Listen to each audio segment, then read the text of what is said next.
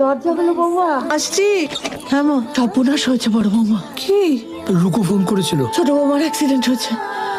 কি বলছো? এখন কোথায়? হসপিটালে।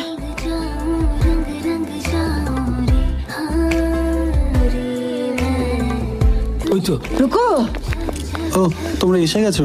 আমাকে না দুটো ওষুধ কিনতে যেতে হবে নিচে। কেন ওই হসপিটালে ফার্মেসিতে পাওয়া যাবে না? না, আউট অফ স্টক। আরে সারা তো অনেক দোকান খোলা থাকে, আমি তোর সাথে আছি, চ। না না, তুমি থাকো, কিছু লাগলে আবার আরে আমি আসতে পারি। না না।